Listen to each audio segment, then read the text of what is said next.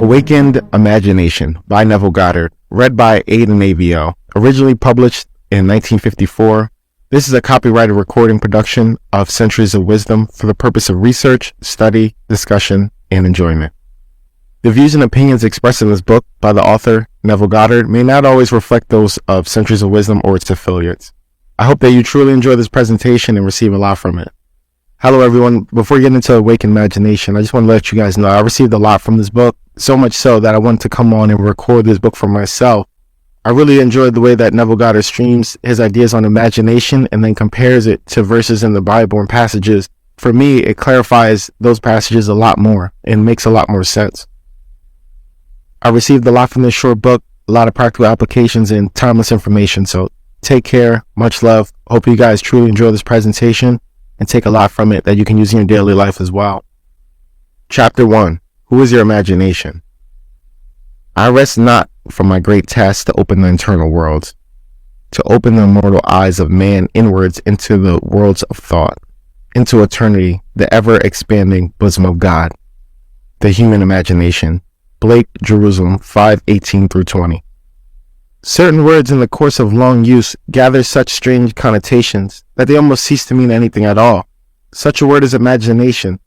This word is made to serve all manners of ideas. Some are directly opposite to one another, such as fancy, thought, hallucination, suspicion. Indeed, so wide in its use and variety of meanings, the word imagination almost has no status nor significance. For example, we ask a man to use his imagination, meaning that his present outlook is too restrictive and therefore not equal to the task. But in the next breath, we tell him that his ideas are pure imagination, thereby implying that his ideas are unsound. We speak of a jealous or suspicious person as a victim of their own imagination.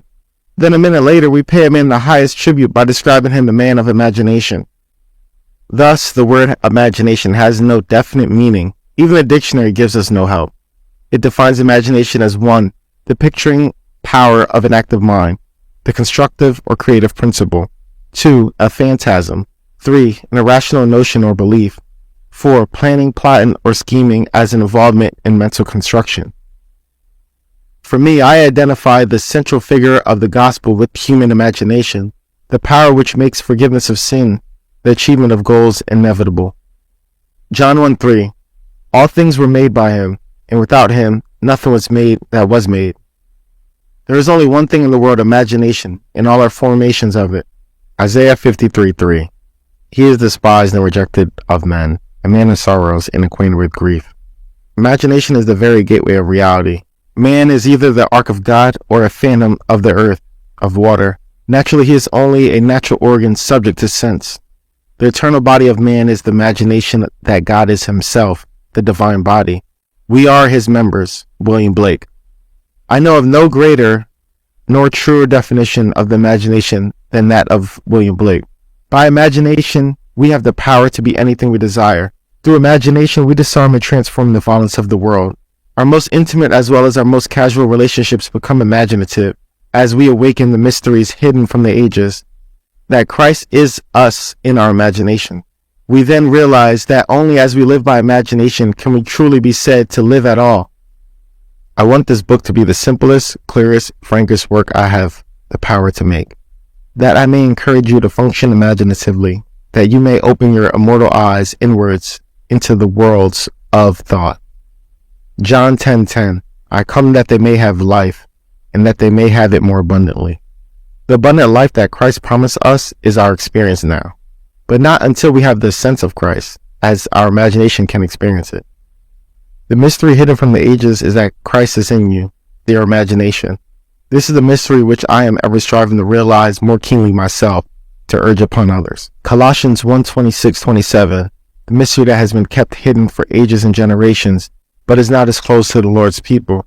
To them, God has chosen to make known among the Gentiles the glorious riches of the mystery, which is Christ is in you, the hope of glory. Imagination is our Redeemer, the Lord from heaven, born of a man but not begotten by man. If the story of the Immaculate Conception and birth of Christ appears irrational to man, it is only because it is misread as a biography, history, or cosmology.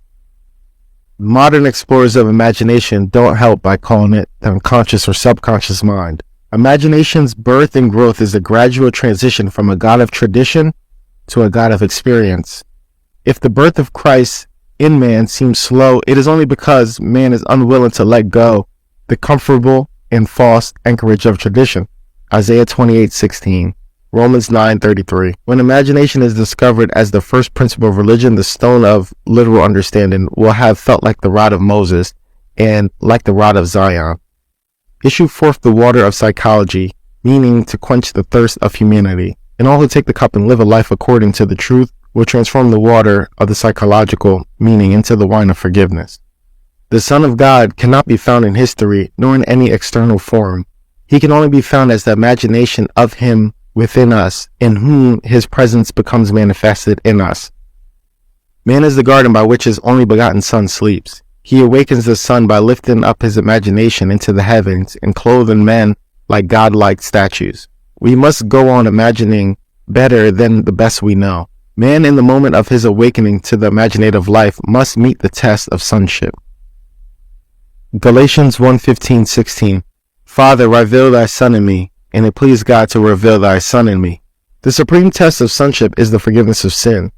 The test that your imagination is Christ Jesus, the Son of God, is your ability to forgive sin.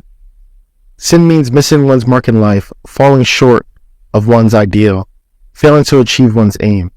Forgiveness means identification of man with his ideal aim in life. This is the work of awakened imagination, the supreme work, for it tests man's ability to enter into it and partake into the nature of the opposite. Joel 3:10. Let the weak man say, I'm strong.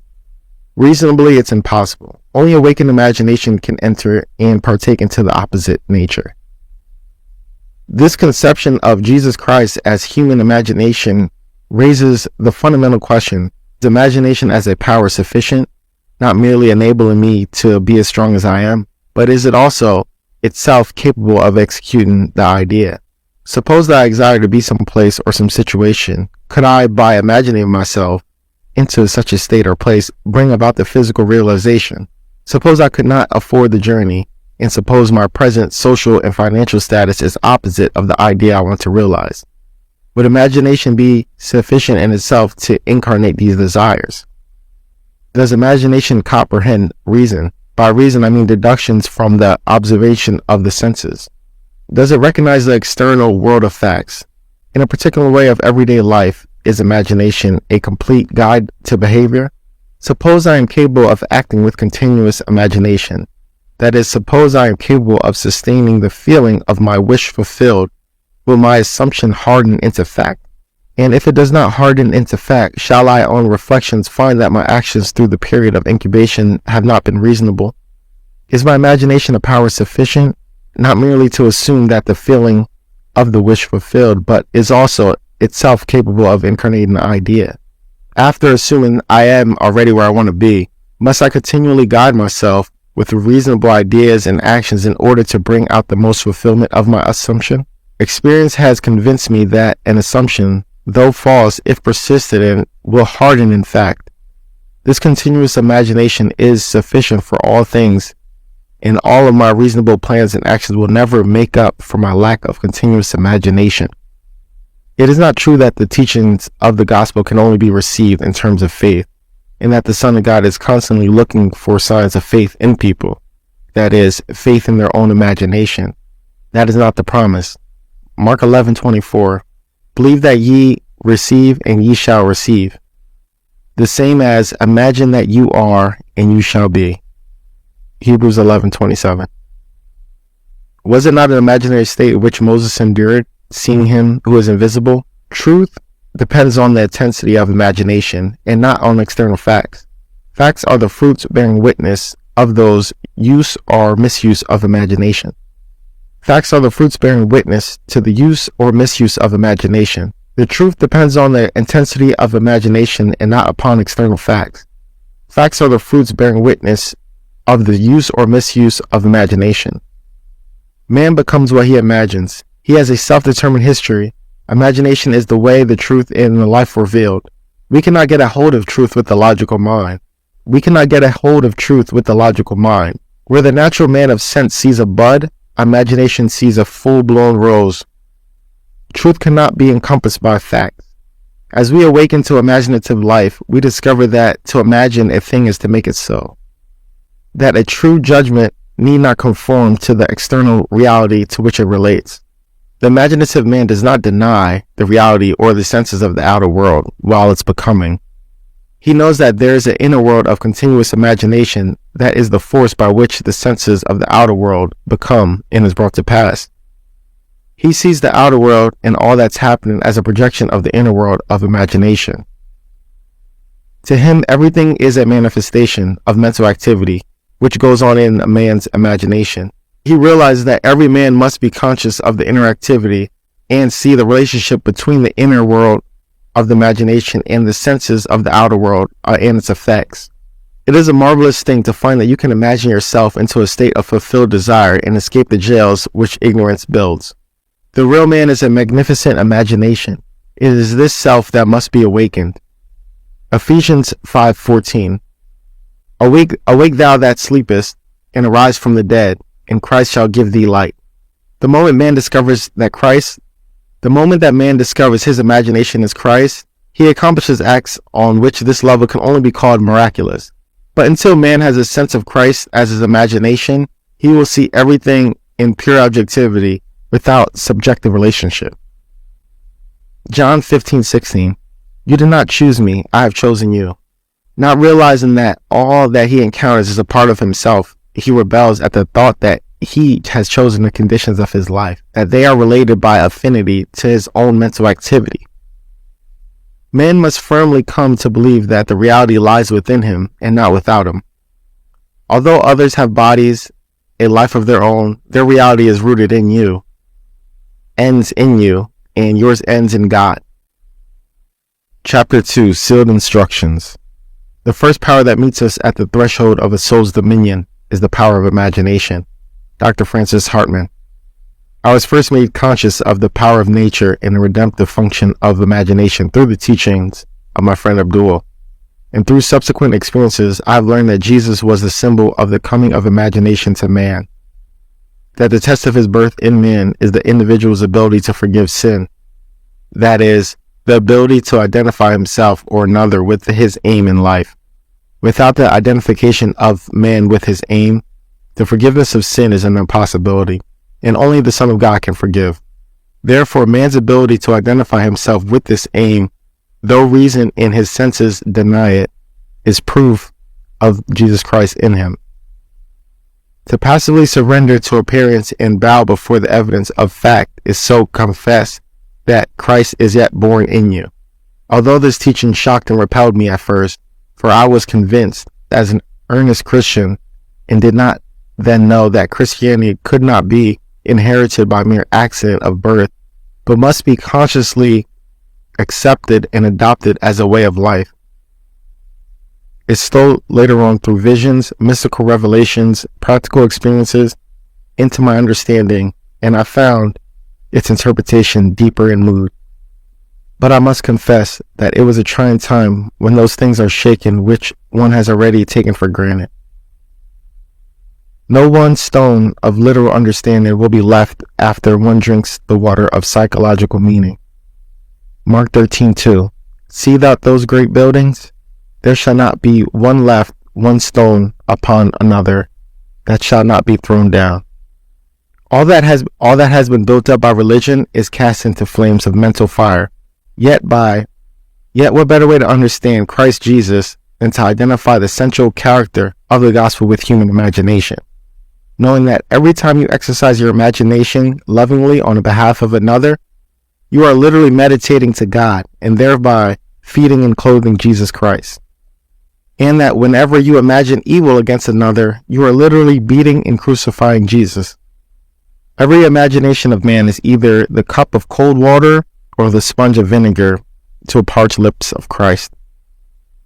Zechariah 8:17. Let none of you imagine evil in your hearts against your neighbor, warned the prophet. John 1:10. When man heeds the advice, he will awake from the imposed sleep of Adam into the full consciousness of the Son of God. He is in the world, and the world is made by him. and the world knows not him. This is human imagination. I ask myself many times, if my imagination is Jesus Christ and all things are possible through Jesus Christ, are all things possible to me?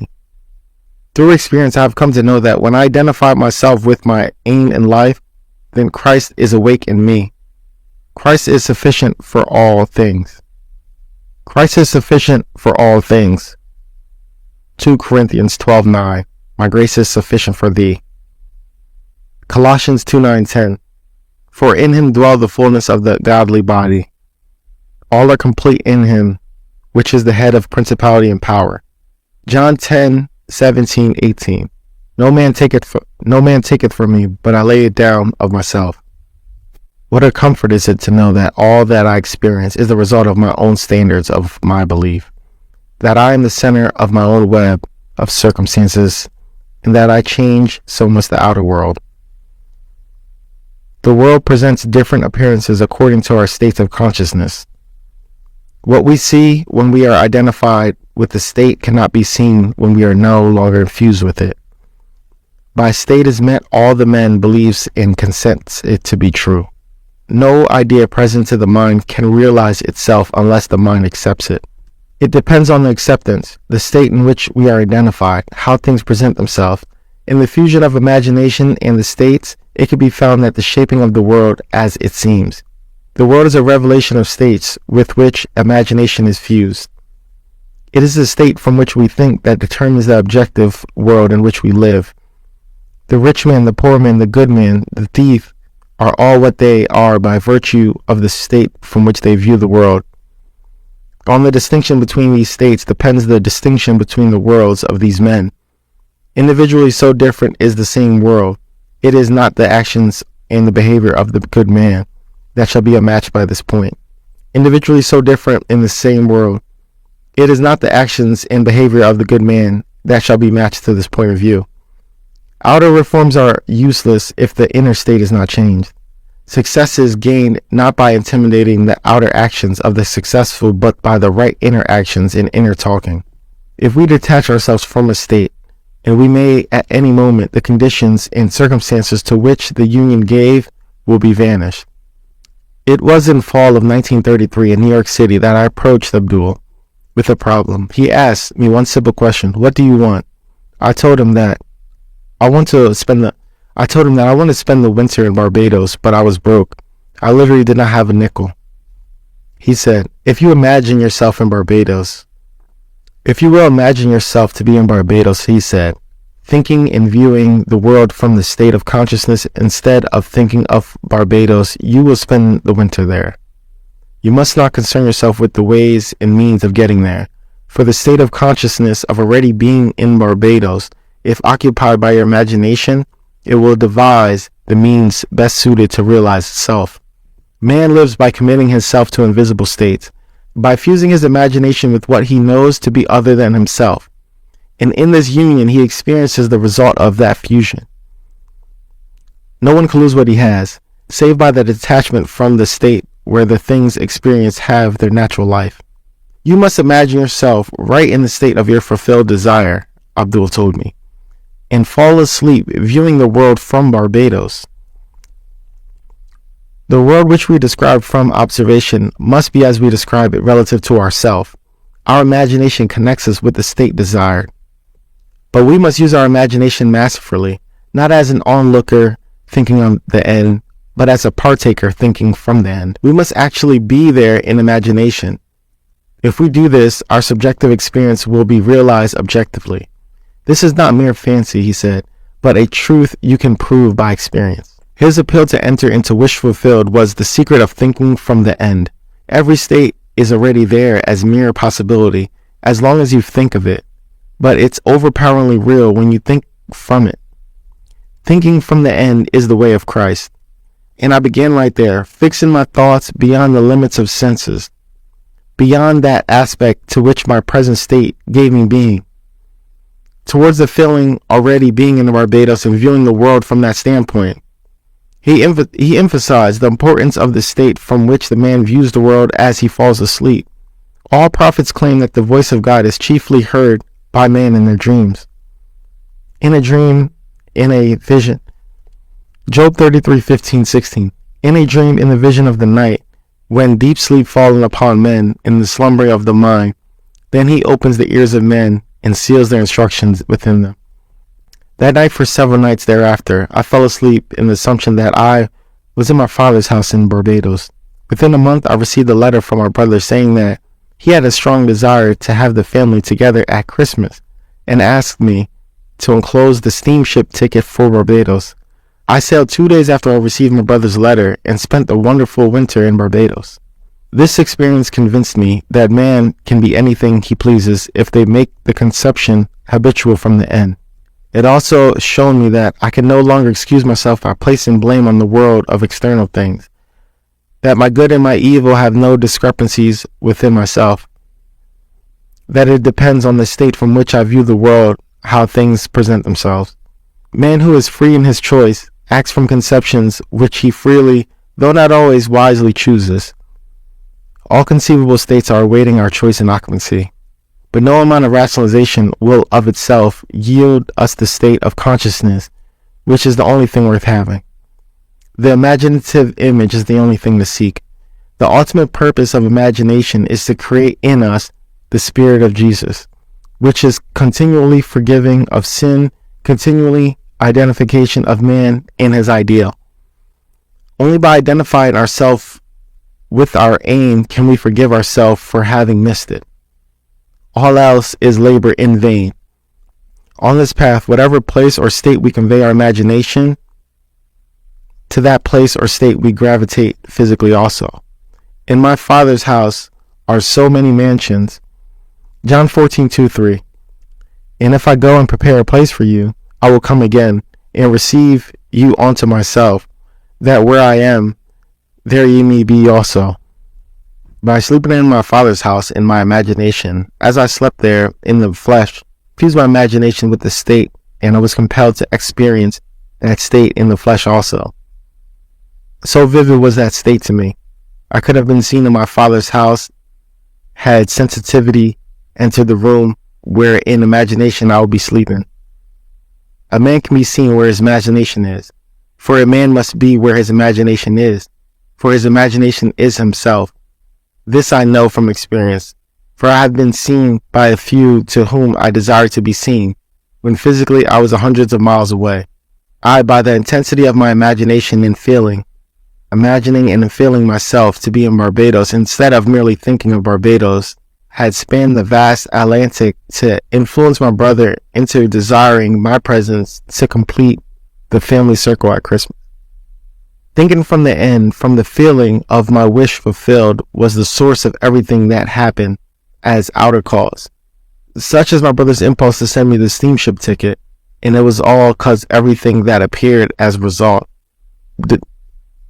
In Ideas of Good and Evil, W.B. Yeats, having described a few experiences similar to this one of mine, writes, "If all who described events like this have not dreamed, we shall rewrite our histories, for all men, certainly all imaginative men, must be forever chasing forth enchantments, glamour, illusions in all men, especially tranquil men, who have no power, egotistical life, must be continually passing under their power. Determined imagination, thinking from the end, is the beginning of all miracles. I would like to give you an immense belief in miracles, but a miracle is only the name given by those who have no knowledge of the power and function to the works of imagination. Imagining oneself into the feeling of the wish fulfilled is the means by which a new state is entered. This gives the state the quality of isness. Hermes tells us that that which is manifested, that which has been or shall be is unmanifested, but not dead. For the soul's eternal activity of God animates all things. The future must become the present in the imagination of the one who would wisely and consciously create circumstances. We must translate vision into being, thinking of into thinking from. Imagination must center itself in some state and view the world from that state. Thinking from the end is the intense perception of the world of fulfilled desire. Thinking from the state desired is creative living. Ignorance of this ability to think from the end is bondage. It is the root of all bondage by which man is bound. To passively surrender to the evidence of the senses underestimates the capacities of the inner self. Once man accepts thinking from the end as a creative principle in which he can cooperate, he is then redeemed from the absurdity of ever having to attempt to achieve his objective by merely thinking of it. Construct all ends according to the pattern of the fulfilled desire. The whole of life is just the appeasement of hunger, and the infinite states of consciousness from which a man can view the world are purely a means of satisfying that hunger. The principle upon which each state is organized is some form of hunger to lift the passion of self-gratification to higher and higher levels of experience. The desire is the mainspring of mental machinery. It is a blessed thing. It is a right and natural craving which has a state of consciousness, as it is a right and natural satisfaction. Philippians 3:13-14. I do, forgetting the things which are behind and stretching forward to these things which are before, I press on towards the goal. It is necessary to have an aim in life. Without an aim we drift. Luke 18:41. What wantest thou of me? This is an applied question asked most often by the central figures of the gospel. In defining your aim, you must want it. It is his lack of passion and direction to life that make man fail in his accomplishments. The spanning of the bridge between desire, thinking of, and satisfaction, thinking from, it is all important. We must move mentally from thinking of the end to thinking from the end. This, reason could never do. By its nature, it is restricted to the evidence of the senses, but imagination, having no such limit, can. Desire exists to be gratified in the activity of imagination. Through imagination, man escapes from the limitations of the senses and the bondage of reason. There is no stopping the man who could think from the end. Nothing can stop him. He creates the means and grows out of his limitations into an ever greater mansion in the Lord. It does not matter what he has been or what he is. All that matters is, what does he want? He knows the world is a manifestation of his mental activity, which goes on without himself, so he strives to determine and control the ends from which he thinks. In his imagination he dwells in the end, confident that he shall dwell there in the flesh also.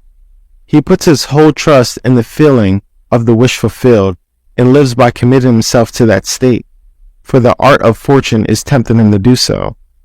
Like the man at the pool of Bethesda, he is ready for the moving of the waters of imagination, knowing that every desire is a ripe grain to him, but who knows to think from the end. He is indifferent to mere reasonable probability and confident that through continuous imagination, his assumptions will harden into fact. How to persuade men everywhere that thinking from the end is the only living. How to foster it in every action of man. How to reveal it as the plenitude of life and not the compensation of the disappointed. That is a problem. Life is a controllable thing. You can experience what you please once you realize you are his son and that you are what you are by the virtue of your state of consciousness from which you think and view the world. Chapter 3. Highways of the Inner World. Genesis 25:22-23. And the children struggled within her. And the Lord said unto her, 2 nations are in thy womb, and 2 matter of people shall be separated from thy bowels, and that one people shall be stronger than the other people, and that the elder shall serve the younger. Duality is inherent condition of life. Everything that exists is double. Man is a dual creature with contrary principles embedded in his nature. They are war within and present attitudes to which life are agnostic. This conflict is the internal enterprise, the war in heaven, the never-ending struggle of the younger or inner man of imagination to assert the supremacy over the elder or outer man of the sense. Matthew 19:30, the first shall be last and the last shall be first. John 1:27, he it is who coming after me is preferred before me. 1 Corinthians 15:47, the second man is the Lord from heaven. There are 2 distinct centers of thought or outlooks on which the world possessed by every man. The Bible speaks of 2 outlooks as natural and spirit. 1 Corinthians 2:14, the natural man receiveth not the things of the Spirit of God, for they are foolishness unto him, neither can he know them because they are spiritual discerned. Man's inner body is as real as the world of subjective experience as his outer physical body is as real to the world of external realities. But the inner body expresses a more fundamental part of the reality.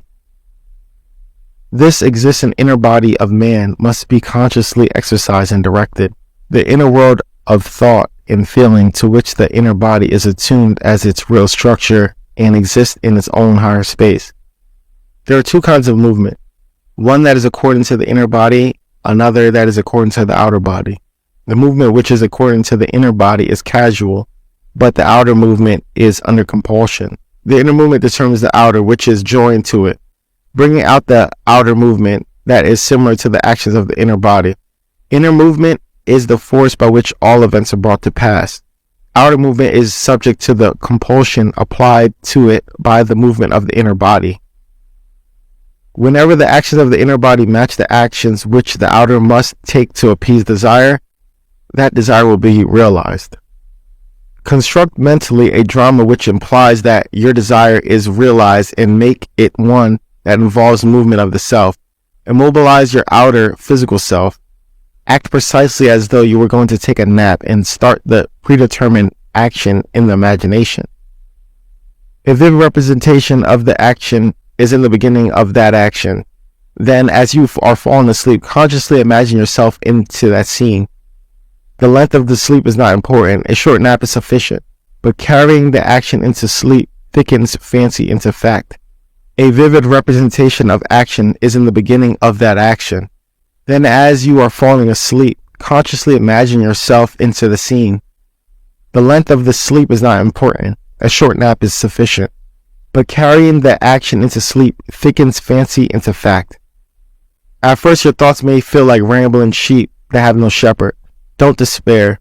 Should your attention stray 70 times, bring it back 70 times 7 to its predetermined course until from the sheer exhaustion it follows the appointed path. The inner journey must never be without distraction. When you take to the inner road, it is to do what you did mentally before you started. You go to the prize you have already seen and accepted. Professor John Livingston Lowes says in The Road to Xanadu, "But I have long had the feeling, which this study had matured to a conviction. The fancy and imagination are not two powers at all, but one. The valid distinction which exists between them lies not in the material which they are operating, but in the degree of intensity of the operator's power itself. Working at high tension, the imaginative energy assimilates and transmutes.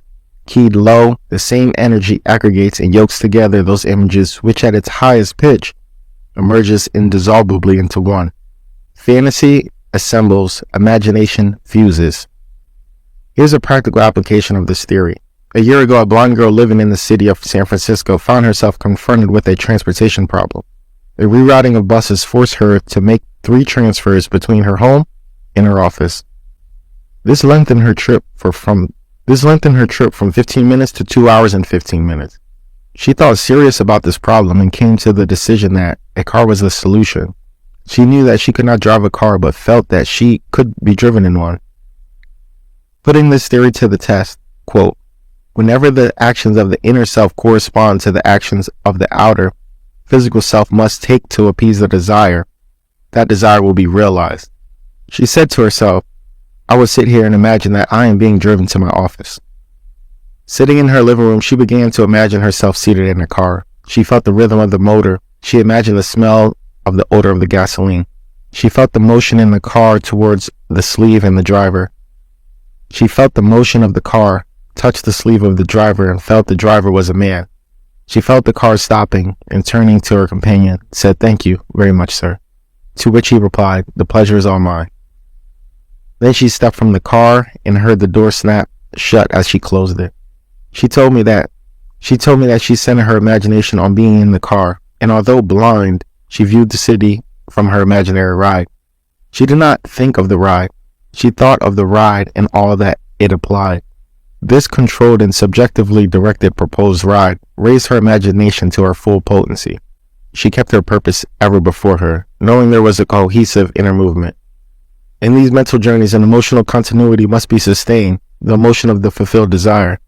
Expectancy and desire were so intensely joined that they passed at once from the mental state to the physical act. The inner self must be fired, and is best fired by the thought of the great deeds and the personal gain. We must take pleasure in our actions. On two successive days, the blind girl took her imaginary ride, giving it all the joy and the sensory vividness of the reality.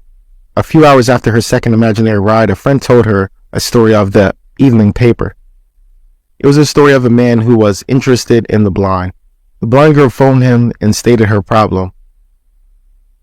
The very next day, on his way home, he stopped in a bar, and while there, he had the urge to tell the story of the blind girl to his friend, the proprietor.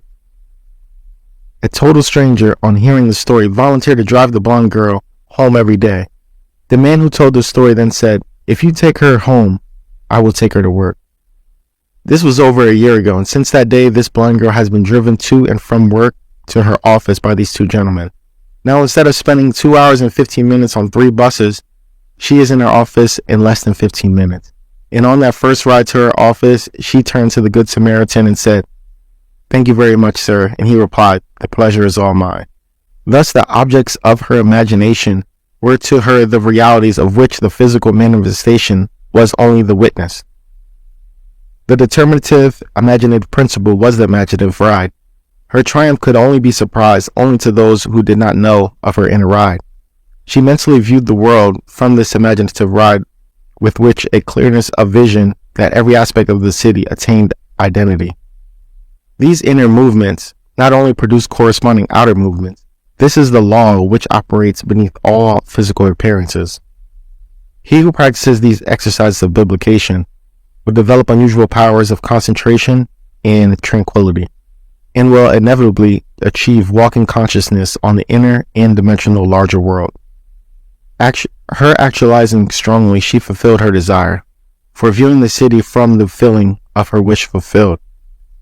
She matched that state of desire and granted that to herself, which sleeping men ask of God.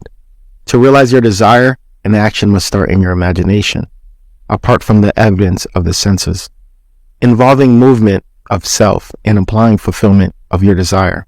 Whenever it is an action which the outer self takes to appease that desire, the desire will be realized. The movement of every visible object is caused not by things outside the body, but the things within it, which operate from within outward. The journey is in yourself. The travel along the highways of the inner world, without the inner movement, it is impossible to bring forth anything. Inner action is introverted sensation. If you will construct mentally a drama which implies that you have to realize your objective, then close your eyes and drop your thoughts inward, centering your imagination all the while in the predetermined action, and partake in that action. Your inner action orders all things according to the nature of itself. Go and try it, and see whether a desirable action once formulated is possible, for only by this process of experiment can you realize your potentialities. It is thus that the creative principle is being realized. So the clue to purposeful living is to center your imagination in the action and the feeling of the fulfilled desire, with such awareness and sensitivity that you initiate and experience movement upon the inner world. Ideas only act if they are felt, and if they awaken inner movement. Inner movement is conditioned by self-motivation, outer movement by compulsion. Joshua 1:3. Whatever the sole of your foot shall tread, the same I give unto you. Zephaniah 3:17. And remember, the Lord thy God in the midst of thee is mighty. Chapter 4. The pruning shears of revision. 1 Corinthians 15:47. The second man is the Lord from heaven. Never will he say caterpillars. He'll say, there's a lot of butterflies as it is to be on our cabbage. He won't say it's winter. He'll say summer's sleeping. The very first act of correction or cure is to always revise. One must start with oneself. It is one's attitude that must be changed. Emerson, what we are, that only we can see. It is a most healthy and productive exercise to daily relive the day as you wish you had lived it, revising the scene to make them conform to your ideals. For instance, suppose today's mail brought you disappointing news. Revise the letter. Mentally rewrite it and make it conform to the news that you wish you had received. Then in imagination, read the revised letter over and over again. This is the essence of revision, and revision is the result in repeal. The one requisite is to arouse your attention in a way, in such intensity that you become wholly absorbed in the revised action. In doing so, you will experience an expansion and refinement of these senses by the imaginative exercise and eventually achieve vision. But always remember that the ultimate purpose of this exercise is to create in you the Spirit of Jesus, which is the continual forgiveness of sin. Revision is of greatest importance when the motive is to change oneself, when there is a sincere desire to be something different, when the longing is to awake the ideal spirit of forgiveness. Without this imagination, man remains of being in sin. Man either goes forth to imagination or remains imprisoned by his senses. To go forward to imagination is to forgive. Forgiveness is the life of imagination. The art of living is the art of forgiving. Forgiveness is, in fact, experiencing in imagination the revised version of the day. Experiencing in your imagination what you wish had experienced in the flesh. Every time one really forgives, that is, every time one relives the event as it should have been lived, one is born again. Father, forgive them is not a plea that comes once a year, but the opportunity that comes every day. The idea of forgiving is a daily possibility, and if it is sincerely done, it will lift man to higher and higher levels of being. He will experience a daily Easter, and Easter is the idea of rising transformed. And it should be almost a continual process. Freedom and forgiveness are dissolubly linked. Not to forgive is to be at war with ourselves, for we are freed according to our capacity to forgive. Luke 6:37, forgive and you shall be forgiven. Forgive not merely for the sense of duty or forgive. Proverbs 3:17, thy ways are ways of pleasantness, and all thy paths are peace. Forgive not merely out of sense of duty or service, forgive because you want to. You must take pleasure in revision. You can forgive others effectively only when you have the sincere desire to identify them with their ideal. Duty has no momentum.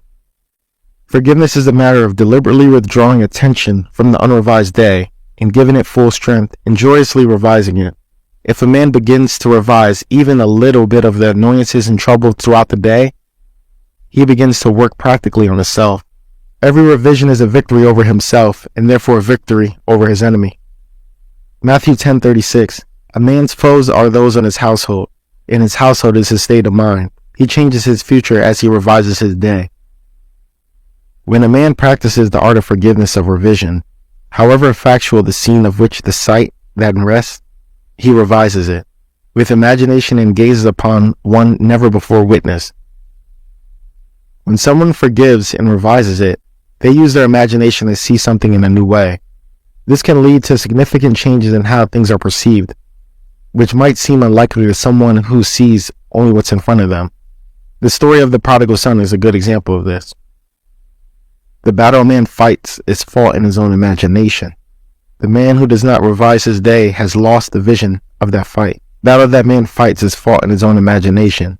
The man who does not revise his day has lost the vision of that life, into the likeness of which is the true labor of the Spirit of Jesus to transform his life. Matthew 7:12, do to others whatever you would like them to do to you. In everything then, do to others as you would like them to do to you. In everything, then do to others as you would like them to do to you, for this is the essence of the law and the prophets. Here is the way an artist friend forgave herself and was set free from pain, annoyance, and unfriendliness. Knowing that nothing but forgetfulness and forgiveness will bring us to new values, she cast herself upon her new image and escaped from the prison of her senses. She writes, Thursday, I taught all day in art school. Only one small thing marred my day. Coming into my afternoon classroom, I discovered the janitor had left all the chairs on top of the desk after cleaning the floor. As I lifted a chair down, it slipped from my grasp and struck me, sharp blow to the instep of my right foot.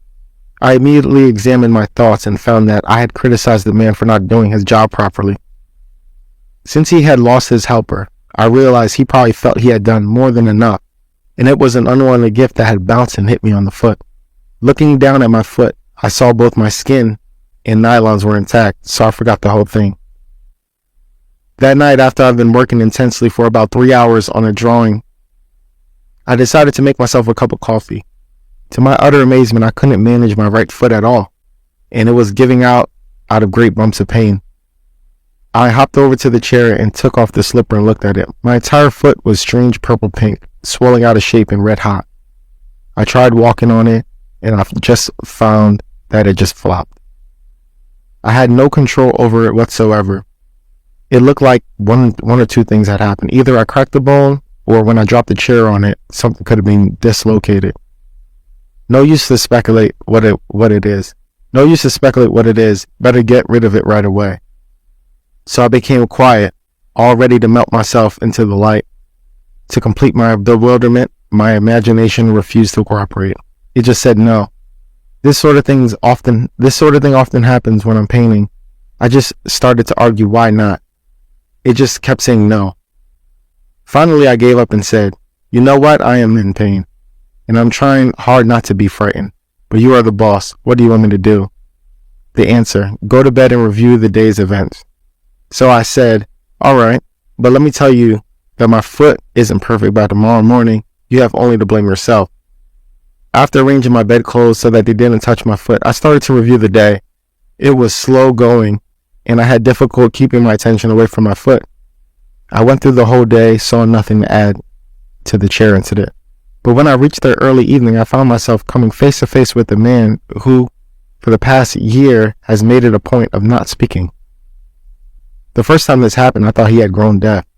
I had known him since school days, but we had never done more than say hello and a comment on the weather. Mutual friends assured me that I had done nothing, that he said that he never liked me, and I finally decided it was not worthwhile speaking. I had said hi. He hadn't answered. I found that thought. Poor guy. What a hard state to be in. I shall do something about this ridiculous state of affairs.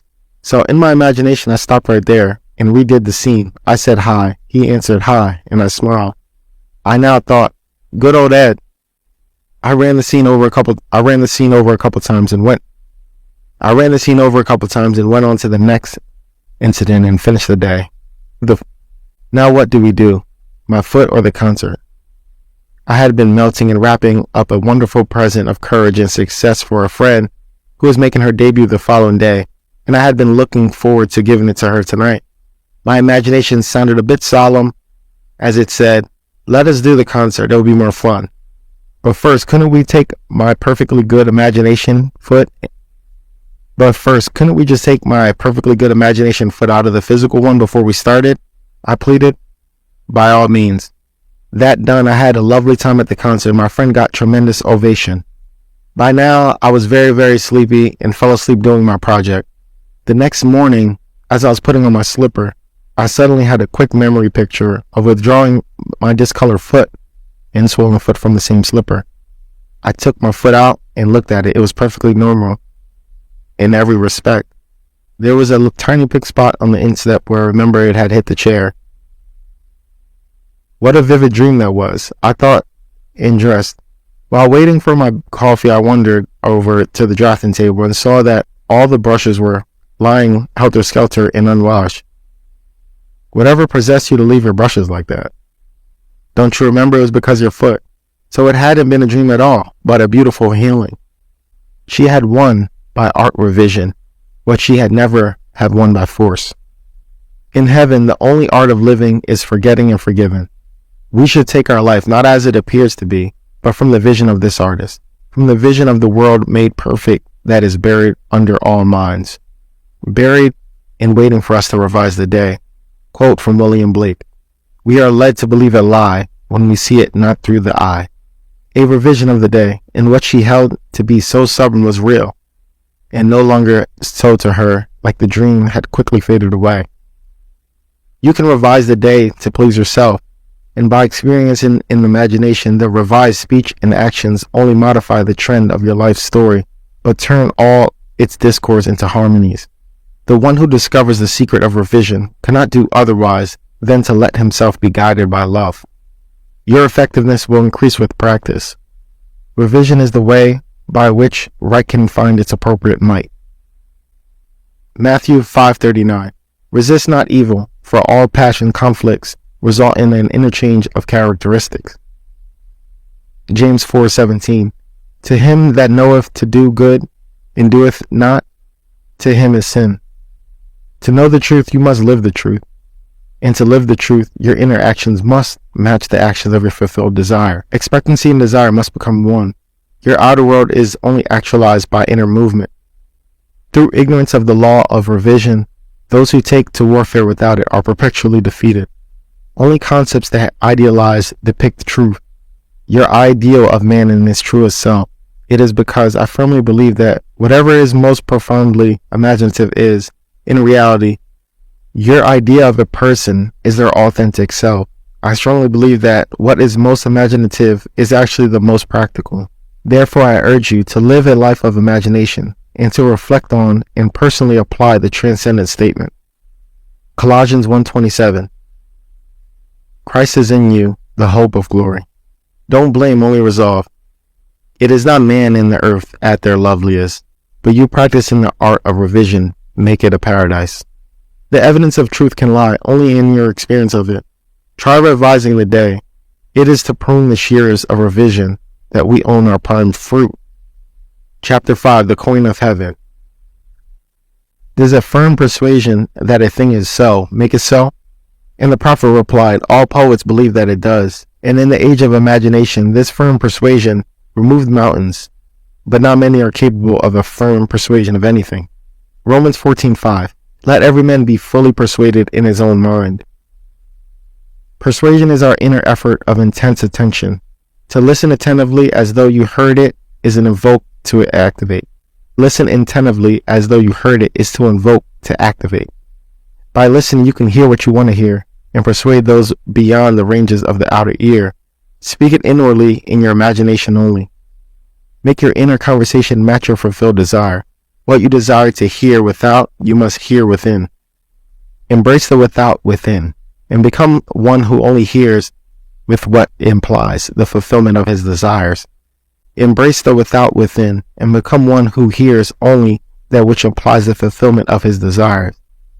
And all the external happenings in the world will become a bridge leading to the objective realization of your desire. Your inner speech is perpetually written all around you in happenings.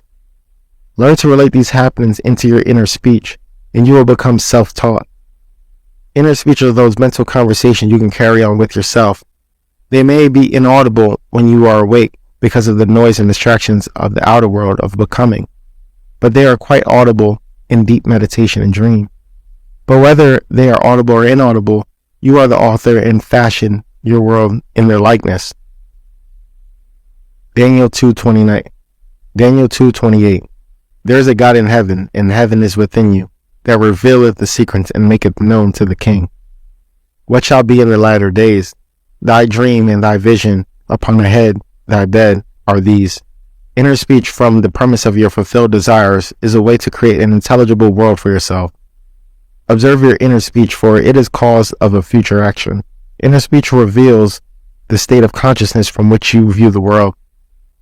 Make your inner speech match your fulfilled desire, for your inner speech is manifested all around you in its happenings.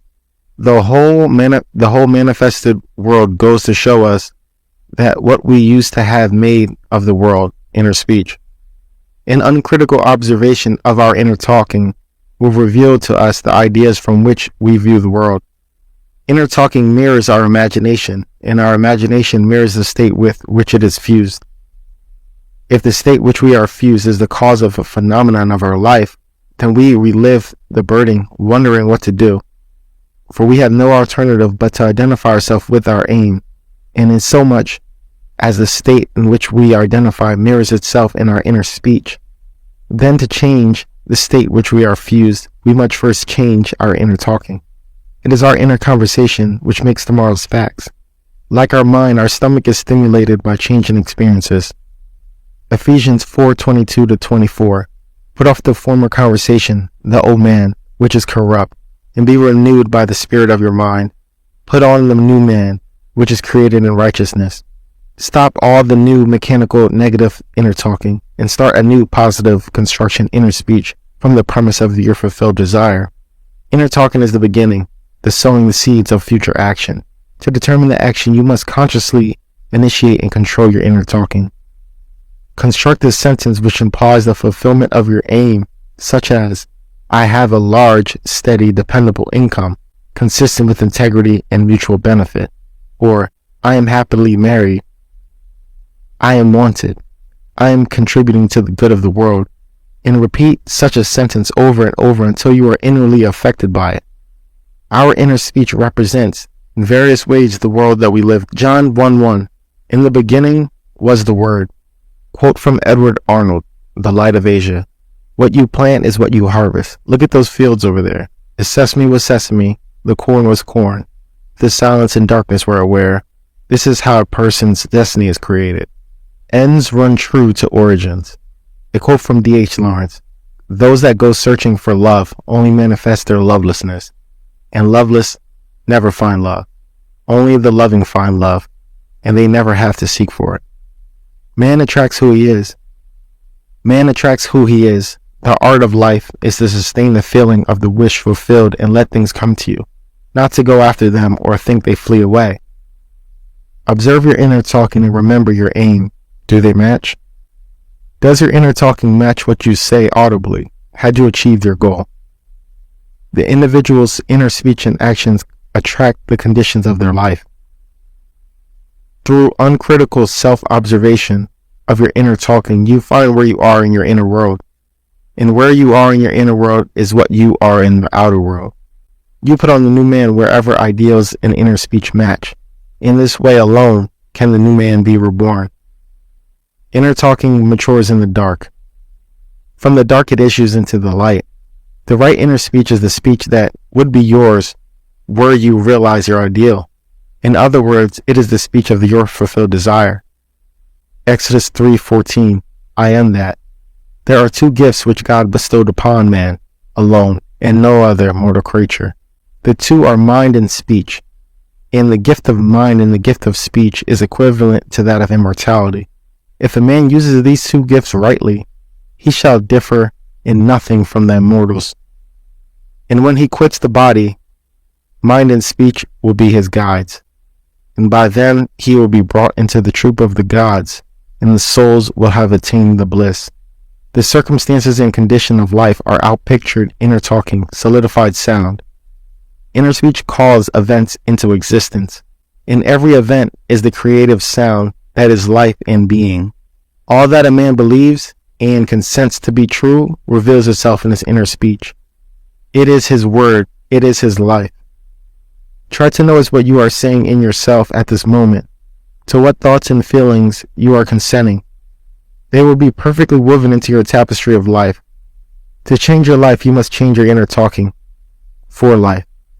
To change your life, you must change your inner talking for life. Hermes' quote is the union of word and mind, unquote.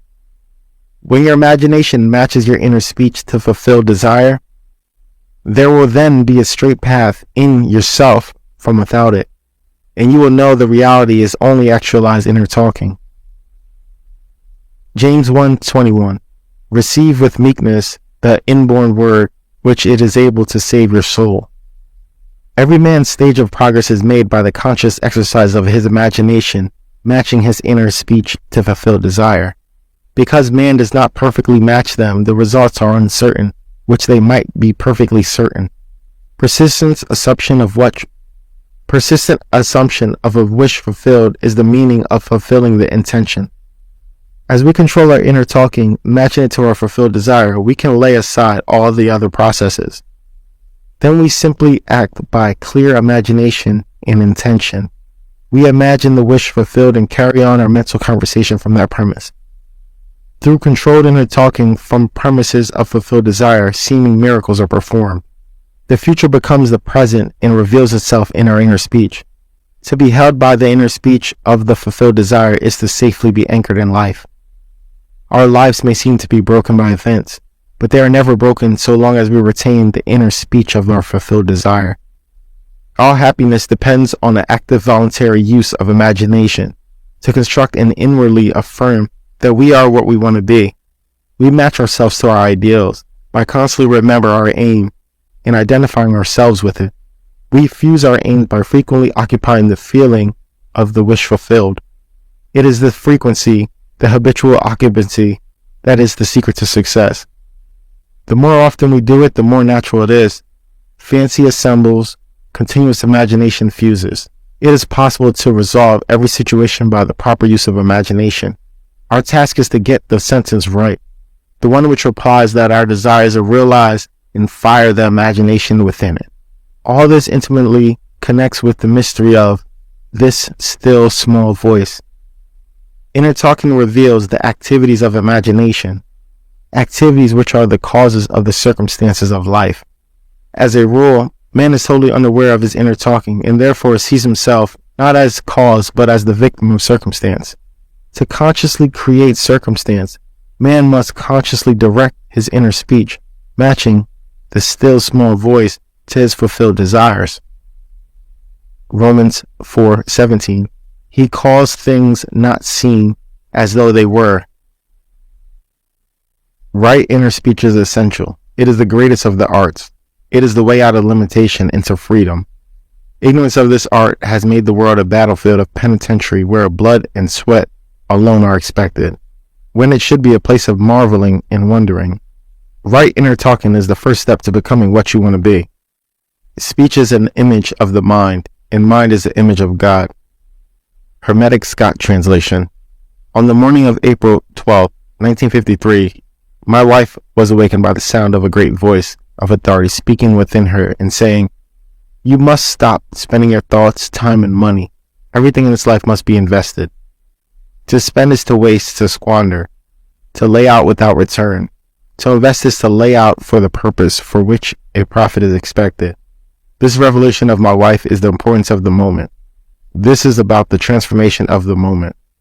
What we desire does not lie in the future, but in ourselves at this very moment. At any moment in our lives, we are faced with the infinite choice, what we are and what we want to be. And what we want to be already exists, but to realize it, we must match our inner speech to our actions. If two of you agree on earth as touching anything that they shall ask, it shall be done for them of my Father which is in heaven. Matthew 18:19. It is only what is done now that counts. The present moment does not recede into the past. It advances into the future to confront us, to spend and invest. Thought is the coin of heaven. Money is the earthly symbol. Every moment must be invested, and our inner talking reveals whether we are investing or spending. Be more interested in what you are inwardly saying now than what you have said, by choosing wisely what you think and what you feel now. Anytime we feel misunderstood, misused, neglected, suspicious, afraid, we are spending our thoughts and wasting our time. Whenever we assume the feeling of being, we cannot abandon the moment of negative inner talking and expect to retain command of life. Before us go the result of all that is seamlessly behind us. Not gone is the last moment, but oncoming. My word shall not return unto me void, but it shall accomplish that which I please, and it shall prosper in the thing where I said it. The circumstance of life are the muffled utterances of the inner talking that made them, the word made visible. The word is son, and the mind is the father of the word.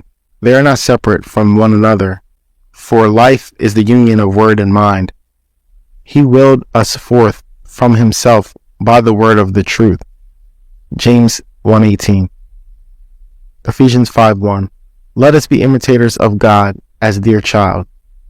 2 Samuel 23:2. And use our inner speech wisely to mold an outer world in harmony with our ideal. The Spirit of the Lord spoke through me. His word was on my tongue. The mouth of God is the mind of man. Feed God only the best. The present moment is always precisely right for an investment. To inwardly speak the right word.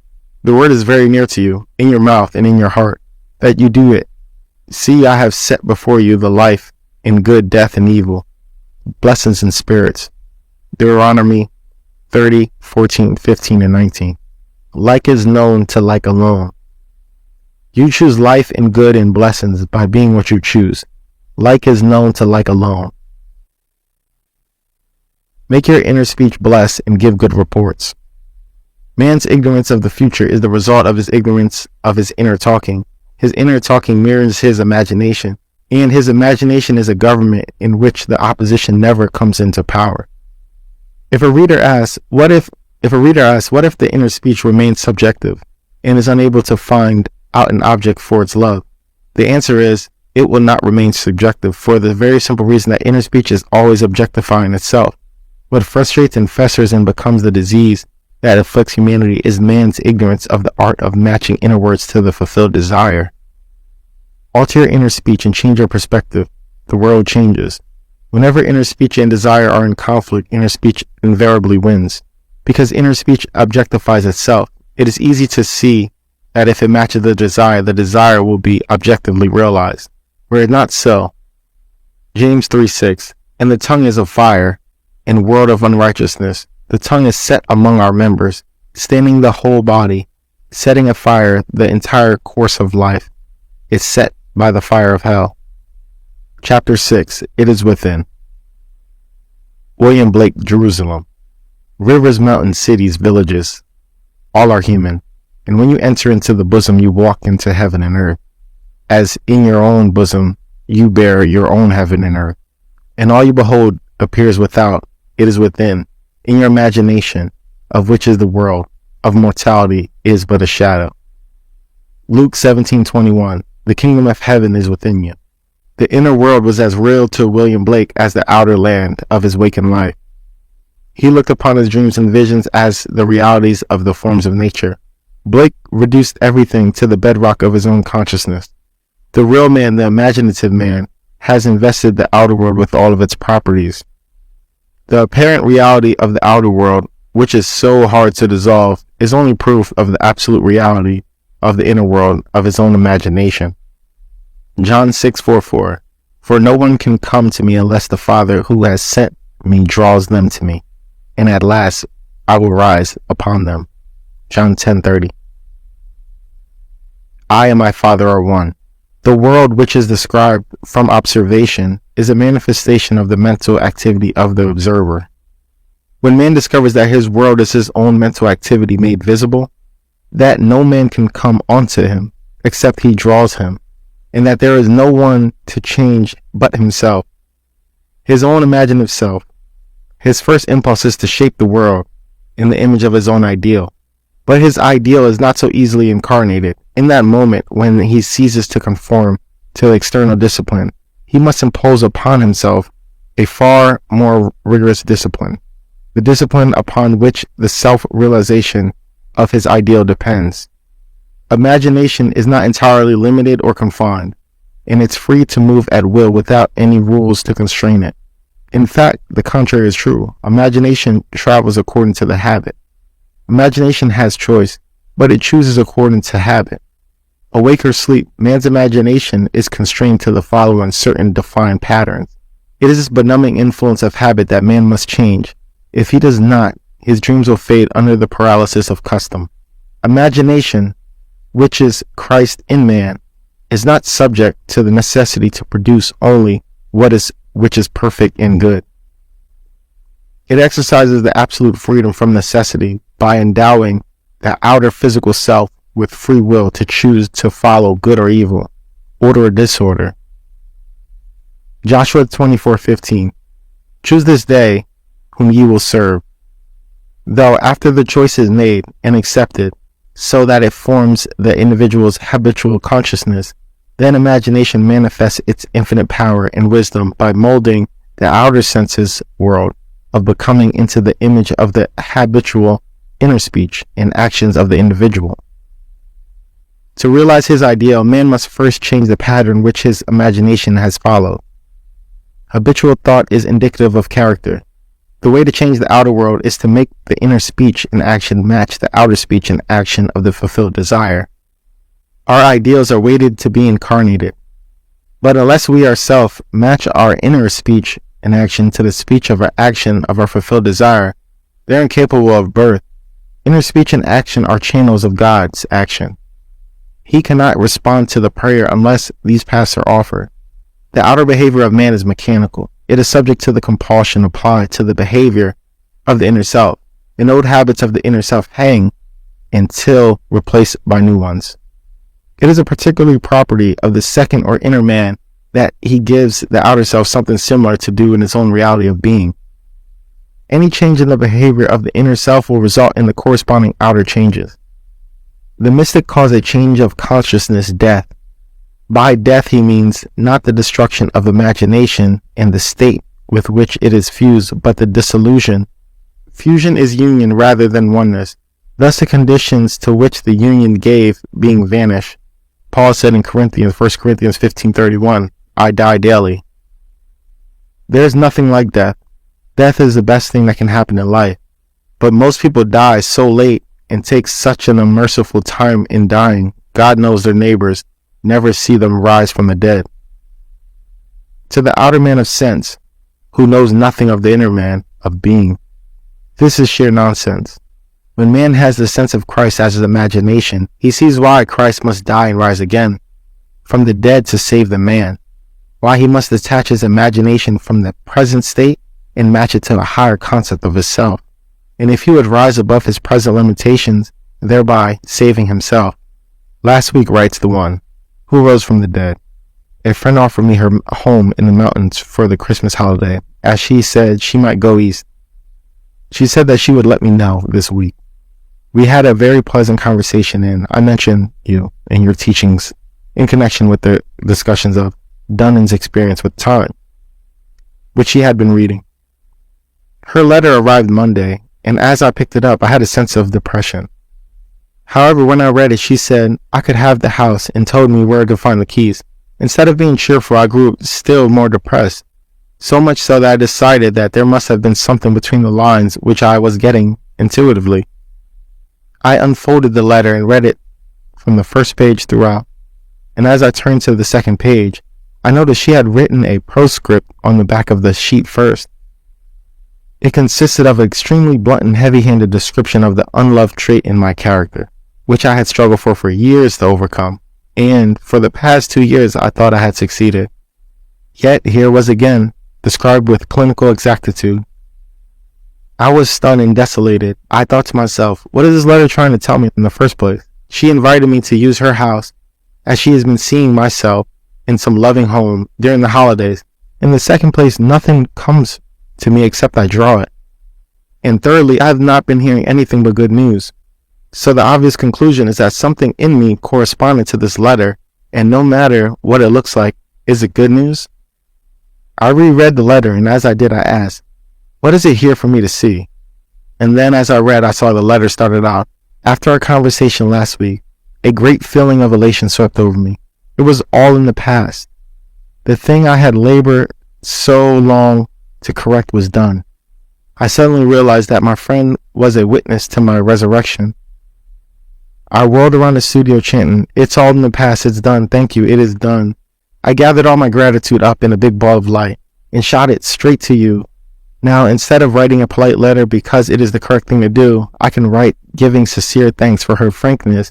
Thank you so much for teaching, which has made my beloved imagination truly my Savior. And now, if any man shall say unto her, lo, here is Christ, or there, Matthew 24:23, she will believe it not, for she knows that the kingdom of God is within her, and that she herself must assume full responsibility for the incarnation of her ideal, and nothing but death and resurrection will bring her into it. She has found her Savior, her beloved imagination, forever expanded in the bosom of God. There is only one reality, and that is Christ. Human imagination, the inheritance of final achievement of all of humanity. Ephesians 4:14-15, that we, speaking the truth in love, may grow up into him in all things, which is the head, even Christ. Chapter 7, creation is finished. Ecclesiastes 3:15, I am the beginning and the end. There is nothing to come that has not been and is. A quote about William Lake. All possible human situations are as already made states. He saw every aspect, every plot and drama as already worked out as mere possibilities, as long as we are not in them, but as overpowering realities when we are in them. He described these states as sculptures of lost halls. Distinguish, therefore, states from individuals into those states. States change, but individuals' identities never change nor cease. The imagination is not a state, said Blake. It is the human existence itself. Affection or love becomes a state when divided from imagination. Just how important this is to remember is almost as important to say, but the moment that an individual realizes this for the first time is the most monumentous in his life, and to be encouraged to feel this in its highest form of encouragement it is possible to give. The truth is common to all men, but only consciousness of it, and much more the self-consciousness of it. It is another matter. The day I realized this great truth, that everything in the world is a manifestation of mental activity which goes without me, and the conditions and circumstances of my life only reflect the state of consciousness with which I am fused. This is the most momentous in my life. The experience that has brought me to this certainty is so remote from ordinary existence. I have long hesitated to tell it, for my reason refused to admit to the conclusion, but the experience that brought me to the certainty is so remote from ordinary existence. I have long hesitated to tell it, for my reason refused to admit the conclusion to which the experience impelled me. Nevertheless, this experience revealed to me that I am supreme within my own circle of my own state of consciousness, and that this state with which I am identified determines what I experience. Therefore, it should be shared with all, for to know this is to become free from the world's greatest tyranny, the belief in a second cause. Matthew 5:8. Blessed are the pure in heart, for they shall see God. Blessed are those whose imaginations has been purged of the beliefs in the second causes. They know that imagination is all, and all is imagination. One day I quietly slipped from my apartment in New York City into some remote yesteryear's countryside. As I entered the dining room of a large inn, I became fully conscious. I knew that my physical body was immobilized on my bed back in New York. Yet here I was awake and conscious as I've ever been. I intuitively knew that if I could stop the activity of my mind, everything would before me freeze. No sooner was the thought born, I felt my head tighten. Then thicken to stillness. My attention concentrated into a crystal clear focus, and the waitress walked not. And I looked through the window, and the leaves fell not. And the family of four eating ate not, and the lifting of the food lifted not. Then my attention relaxed, the tightness eased, and all of a sudden all moved onward into the course. And then my attention relaxed, the tighten eased, and all of a sudden all moved onward in their course. The leaves fell, the waitress walked, and the family ate. I understood Blake's vision from the sculptures of Lyle's Hall. John 4:38. I have sent you to reap what you have not worked for. Others have done the hard work, and you have reaped the benefits of their labor. Creation is finished. The world of creation is finished, and its original is within us. We saw it before we set forth, and since having been trying to remember it and to activate sections of it, there are infinite views of it. Our task is to get it right. Our task is to get the right view, and by determining direction of our attention, make it pass to the procession before the inner eye. If we assemble the right sequence and experience it in imagination until it has the tone of reality, then we consciously create circumstances. This inner procession is the activity of imagination that must be consciously directed. We, by a series of mental transformation, become aware of increasing portions of that which already is, and by matching our own mental activity to the portion of creation which we desire to experience, we activate it, we resurrect it, and we give it life. This experience of mind not only shows the world as a manifestation of the mental activity of the individual observer, but it also reveals our course of time as it jumps of attention between eternal moments. An infinite abyss separates any two moments of ours. We, by the movements of our attention, give life. Think of the world as containing an infinite number of states of consciousness from which it can be viewed. Think of the world as containing infinite number of states of consciousness from where it can be viewed. Think of these states as rooms or mansions in the house of God, and like rooms of any house, they are fixed relative to one another. But think of yourself, the real self, the imaginative you, as the living, moving occupant of God's house. Each room contains some lost scriptures, with infinite plots and dramas and situations already worked out, but not activated. They are activated as soon as human imagination enters and fuses with them. With each represents certain mental and emotional activities. To enter a state, man must consent to the ideas and feelings which it represents. These states represent an infinite number of possible mental transformations which a man can experience. To move into another state or mansion necessitates a change of belief. All that you could ever desire is already present and only awaits to be matched by your belief. But it must be matched, for it is the necessary condition by which alone it can be activated and objectified. Matching the beliefs of a state is the seeking that finds, the knocking to which it is open, to ask that receives. Go in and possess the land.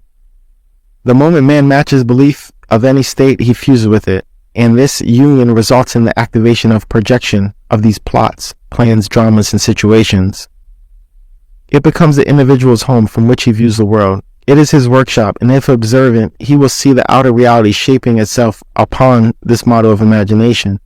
It is for the purpose of training us in image making that we were made subject to the limitations of the senses and clothed in bodies of flesh. It is the awakening of imagination, the returning of his Son, that our Father waits for. The creature was made subject to vanity, not willing, but by reason of him whom subjected it. The final chapter, chapter 8, the apple of God's eye. Matthew 22:42. What ye of the Christ? Whose son is he? Matthew 22:42. What do you think about the Messiah? Whose son is he? The son of David, they replied. When this question is asked of you, let your answer be, Christ is my imagination. The birth of Christ is the awakening of the inner or second man. It is becoming conscious of mental activity within oneself, which activities continue whether we are conscious of it or not. The birth of Christ does not bring any person from a distance or make anything to be that was not there before. It is an unveiling of the Son of God in man. This great mystery begins with event and is appropriated that the cleansing of the temple. The coming is from within and not from without, as Christ is in us. In parentheses, 4 Bible verses. Romans 8:10. But if Christ is in you, although the body is dead because of sin, the spirit is life because of righteousness. 2 Corinthians 13:3. Since you seek proof that Christ is speaking in me, he is not weak in dealing with you, but is powerful among you. Galatians 2:20. I have been crucified with Christ. It is no longer I who live, but it's Christ who lives in me. In the life I now live in the flesh, I live by faith in the Son of God who lived in me and gave himself for me. Galatians 4:19. My children, for I am again in the anguish of childbirth until Christ is formed in you. Colossians 1:27. To them God chose to make known how great among the Gentiles are the riches of the glory of this mystery, Christ in you, the hope of glory. 1 Timothy 3:16. God was manifest in the flesh.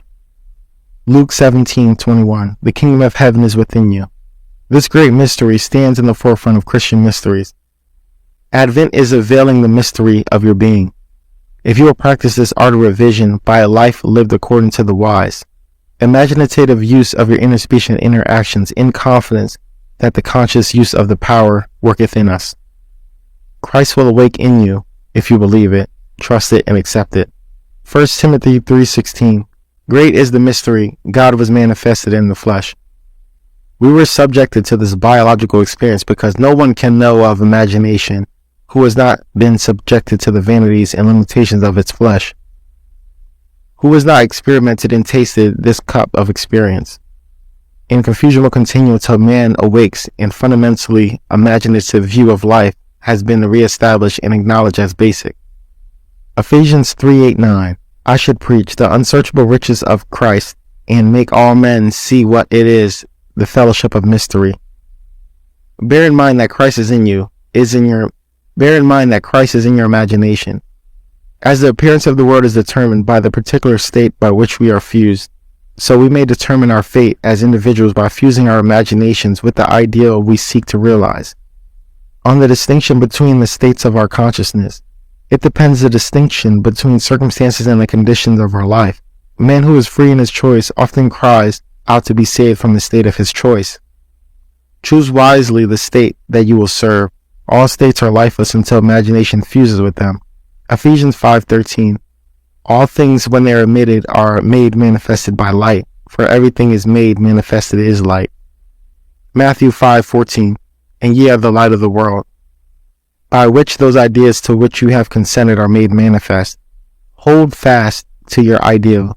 Nothing can take it from you but your imagination. Do not think from your ideal. Think from it. It is only the ideals from which you think that you are realized. Matthew 4:4. Man lives not by bread alone, but by every word that proceeds out of the mouth of God. The mouth of God is the mind of man. Become a drinker and an eater of the ideals that you wish to realize. Have a set definite aim, or your mind will wander. In wandering, it eats every negative suggestion. If you live right mentally, everything else will be right. By a change of mental diet, you can alter the course of your observed events. But unless there is a change of mental diet, your personal history remains the same. You eliminate or darken the life by the ideas in which you consent. Nothing is more important to you than the ideas which you feed, and you feed on the ideas from which you think. If you find the world unchanged, it is a sure sign that you are wanting in fidelity to the new mental diet which you neglect in order to condemn your environment. You are in need of a new sustained attitude. You can be anything you please if you make the conception habitual, for any idea which excludes all others from the field of attention discharges in the action. The ideas and moods which you constantly return define to the state which you are fused. Therefore, train yourself to occupy more frequently the feeling of your wish fulfilled. This is creative magic. It is the way to work towards fusion in the desire. If you would assume the feeling of your wish fulfilled more frequently, you will be a master of your fate. But unfortunately, you shut out your assumptions for all but occasional hour. Practice making real to yourself the feeling of wish fulfilled. After you assume the feeling of a wish fulfilled, do not close that experience as you would a book, but carry it like a fragrance odor. Instead of being completely forgotten, let it remain in the atmosphere, communicating its influence automatically to your actions and reaction. A mood often repeats, gains a momentum, and is hard to break or check. So be careful of your feelings you entertain. Habitual moods reveal the state within which you are fused. It is always possible to pass from thinking of the end you desire to thinking from the end. But the crucial matter is thinking from the end, for thinking from means unification or fusion with the idea, whereas thinking of the end, there is always subject and object, the thinking individual and the thinking thought. Remember, you must imagine yourself into the state that you wish to fulfill, for your love for that state, and in doing so, live from it, and no more of it. You'll pass from thinking of it to thinking from it, by sending your imagination to the feeling that you wish to fulfill. Thank you for listening to Awaken Imagination by Neville Goddard, read by Aiden AVL, and Centuries of Wisdom. Take care. I wish you very well on your journey. I wish you good things. Subscribe for more.